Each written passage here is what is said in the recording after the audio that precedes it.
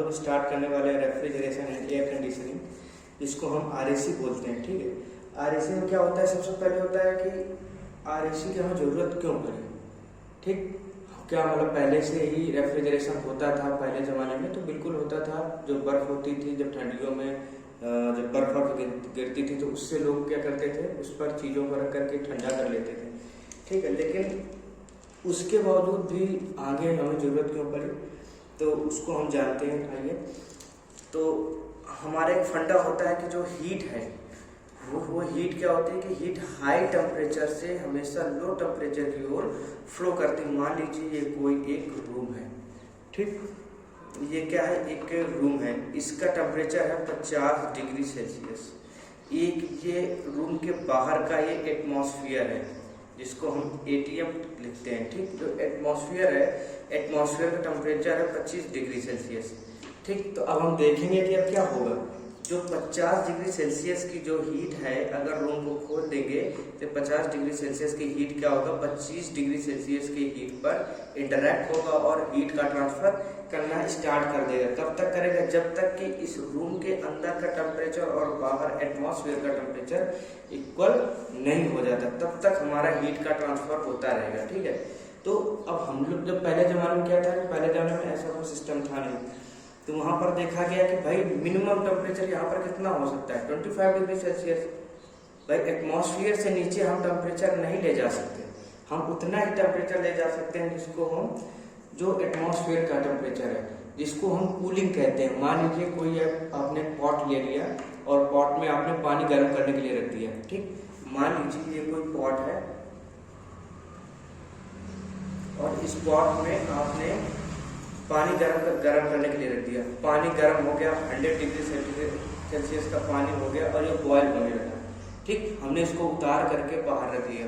ठीक, अब हमने इस पर हीट सप्लाई करना बंद कर दिया। पहले हमने क्या किया था, इस पर हीट सप्लाई की थी, नीचे से हमने आग जलाई थी, जो भी माध्यम से हमने गर्म किया था। अब जब हम बाहर रख देंगे तो पानी का टेम्परेचर कितना जाएगा, पानी का टेम्परेचर जब बाहर रखेंगे तो पानी का टेम्परेचर ठंडा होगा और ठंडा होने के बाद उतना ही होगा जितना कि एटमॉस्फेयर का टेम्परेचर होगा, उससे ज़्यादा ये ठंडा नहीं होगा। अगर एटमॉस्फेयर का टेम्परेचर अगर 20 डिग्री सेल्सियस है तो 20 डिग्री सेल्सियस ही रहेगा, अगर उससे ज़्यादा है तो उससे ज़्यादा होगा, उससे कम है तो उससे कम होगा। यानी जिस प्रकार का एटमॉस्फेयर का टेम्परेचर है उसी प्रकार का। इसीलिए देखते हैं कि जब हम ठंडियों में कोई चीज़ है, जब उसको रख देते हैं तो ठंडियों में ज़्यादा चीज़ ठंडी हो जाती है। अगर हमने शाम को पानी रख दिया और सुबह देखेंगे तो रात में टेम्परेचर डाउन होता है तो ज़्यादा ठंडा हो जाता है पानी, जबकि दिन में ऐसा नहीं होता। ठीक है, तो इस प्रोसेस को हम लोग कहते हैं कूलिंग। ये प्रोसेस जो हमने अभी बताई, इस पूरे प्रोसेस को हम लोग कहते हैं कूलिंग। ठीक है, अगर हम कूलिंग को देखें कि कूलिंग क्या होती है, तो मान लीजिए ये कोई सिस्टम है, रूम है, कुछ भी कह लो आप। ठीक है, और ये एटमॉस्फेयर है। तो हमने देखा कि जब सिस्टम है, ये एटमॉस्फेयर है और ऐसी कंडीशन है कि सिस्टम का जो टेम्परेचर है वो अधिक है किससे, टेम्परेचर ऑफ एटमॉस्फेयर का। यानी एटमॉस्फेयर के टेम्परेचर से सिस्टम का टेम्परेचर ज़्यादा है। तो अब अगर हम इनको एक दूसरे को इंटरैक्ट करेंगे, यानी कि मान लीजिए कमरा है, मान लीजिए ये रूम है। ठीक, इसको हमने बंद कर दिया और ये हमारा एटमॉस्फेयर है। ठीक, जब एटमॉस्फेयर है तो हमने क्या किया कि जब खोला इनको, यानी कि जब रूम को हमने ऐसा करके खोल दिया कि इसकी हीट एटमॉस्फेयर में ट्रांसफर होने लगे, तो क्या होगा, ये नॉर्मल कूलिंग होगी। नॉर्मल इसको कूलिंग कहते हैं। तो कूलिंग को हम अगर आसान शब्दों में समझेंगे कि हाई टेम्परेचर, यानी कि ऐसा कि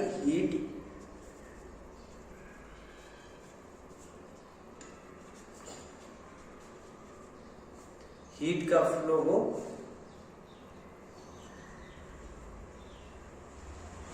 ATM पर, यानी एटमॉस्फेयर पर। ये ATM यानी कि एटमॉस्फेयर पर, वो भी कब तक, जब तक टेम्परेचर सेम या इक्वल ना हो जाए,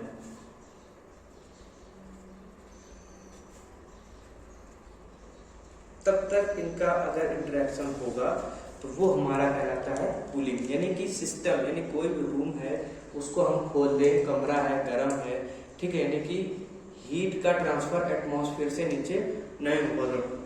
अब जब ज़्यादा गर्मी होती है, जब बहुत ज़्यादा गर्मी होती है, जब टेम्परेचर 45 समथिंग पहुँच जाता है, तो हमारे एटमॉस्फेयर का टेम्परेचर 45 डिग्री सेल्सियस होता है, हमारे रूम का टेम्परेचर जो होगा वो भी इतना ही होगा।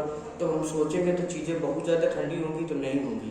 तो इस वजह से हम ह्यूमन कंफर्ट, ये चीज़ें जो होती हैं, जो रेफ्रिजरेशन होता है, जो एयर कंडीशनिंग होती है, इनका मेन मुद्दा था कुछ नहीं, बस केवल और केवल ह्यूमन कंफर्ट, यानी आदमी अपने आराम के लिए इन चीज़ों का प्रयोग करने लगा था। ठीक है, तो ह्यूमन कंफर्ट को देखते हुए इन चीज़ों की डिजाइनिंग की जाती है। चीज़ें जब बनाई जाती है तो देखा जाता है कि ह्यूमन कंफर्ट कितना है। ठीक, तो मान लीजिए कि जब इतना हुआ तो हम 45 डिग्री सेल्सियस से हम ज़्यादा नीचे टेम्परेचर नहीं ला सकते इसमें, जब बहुत ही ज़्यादा गर्मी होगी। तो फिर हम कर क्या सकते हैं, मतलब ऐसा क्या कर सकते हैं कि हमें बर्फ़ बनानी है, तो हम कैसे बर्फ़ बनाएंगे। ठीक है, तो उस चीज़ के लिए हमारा आगे प्रयोग हुआ रेफ्रिजरेशन। रेफ्रिजरेशन क्या होता है, अब हम इस चीज़ को समझेंगे।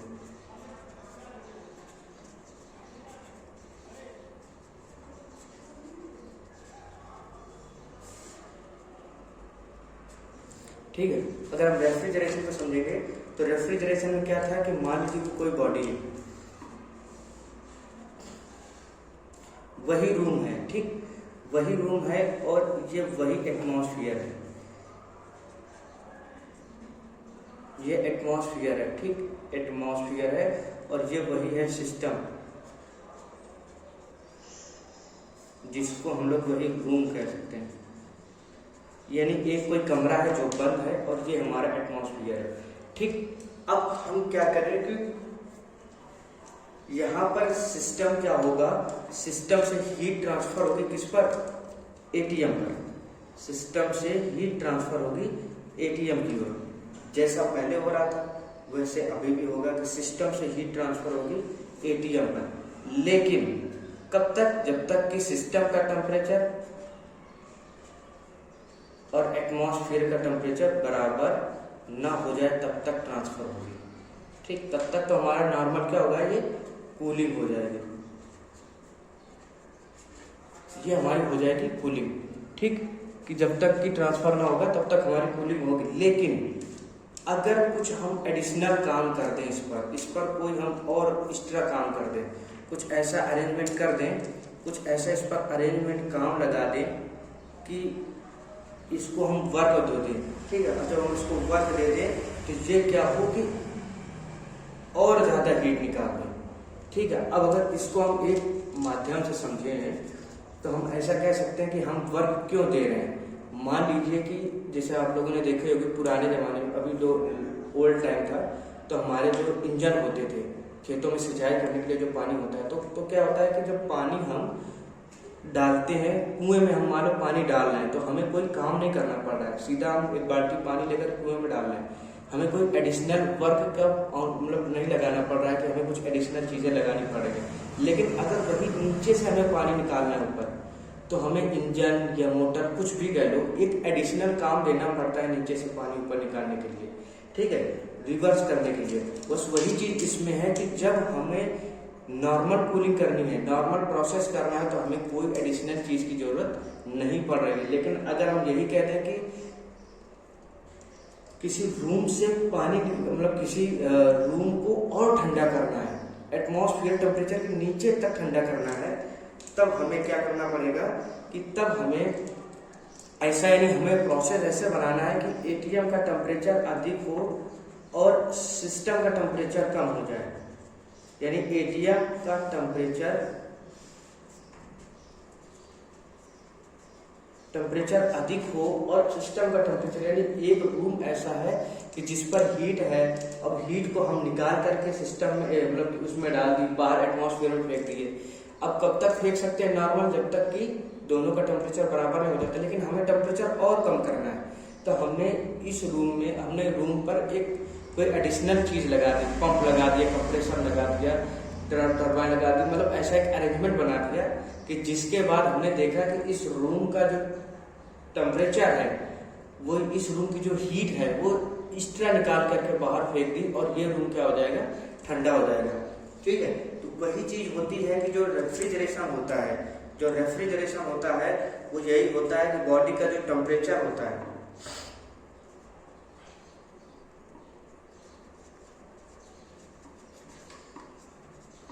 बॉडी का जो टेम्परेचर होता है वो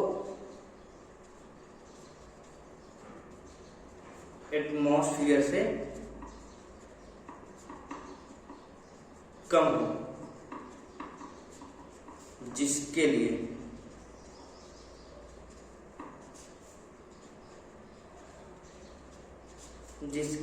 एडिशनल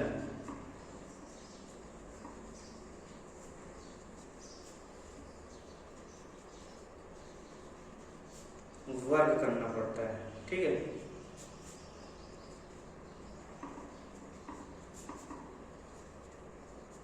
जिसके लिए हमें एडिशनल वर्क करना पड़ता है। तो ये हमारा क्या होता है, यानी इसका अगर देखें टेम्परेचर के केस में तो इसका क्या हो जाएगा कि टेम्परेचर ऑफ एटमॉस्फेयर ज्यादा हो जाएगा, टेम्परेचर ऑफ सिस्टम कम हो जाएगा। क्यों? क्योंकि हमने सिस्टम से और हीट निकाल दी।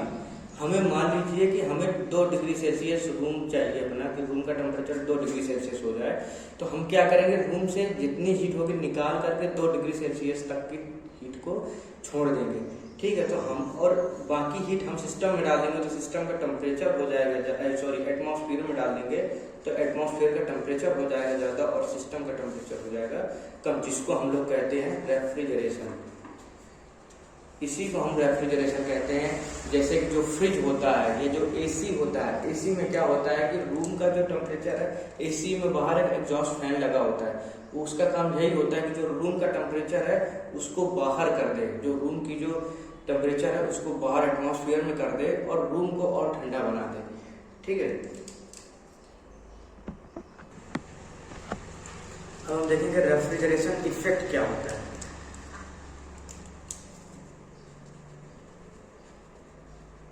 रेफ्रिजरेशन इफेक्ट,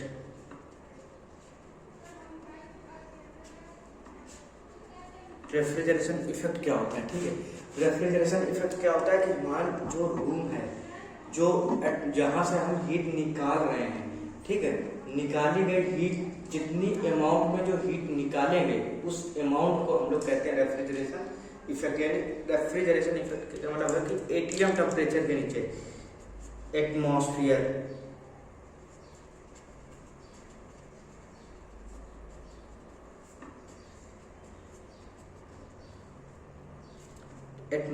टेम्परेचर के नीचे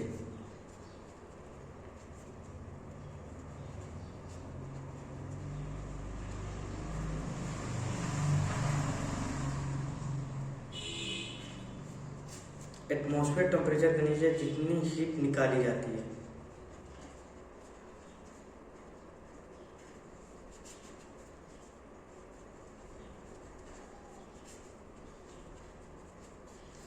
उसको हम लोग रेफ्रिजरेशन इफेक्ट कहते हैं।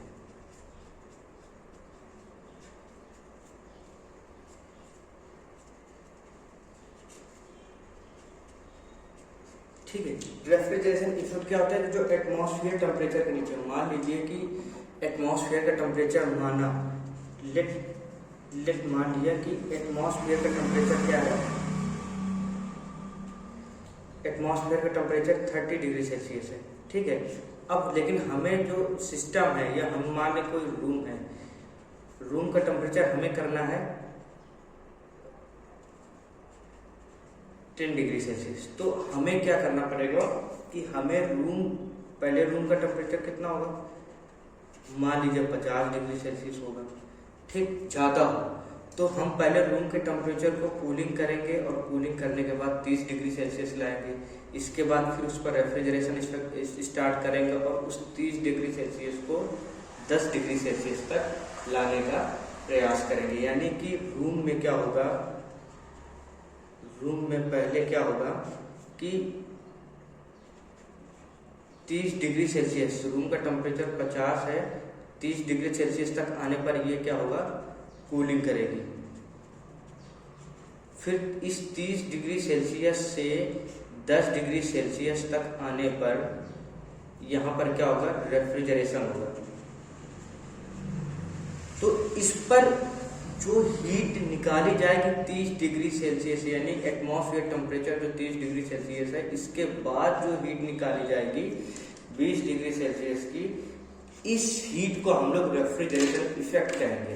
यानी कि एटीएम टेम्परेचर के नीचे, एटमॉस्फेरिक टेम्परेचर के नीचे जितनी हीट हम निकालेंगे उसको हम लोग कहेंगे रेफ्रिजरेशन इफेक्ट। ठीक है, अब रेफ्रिजरेशन इफेक्ट तो हो गया, अब हम इसका यूनिट और इन चीज़ों को हम नेक्स्ट वीडियो में अपने डिस्कस करेंगे कि इनका यूनिट क्या होता है।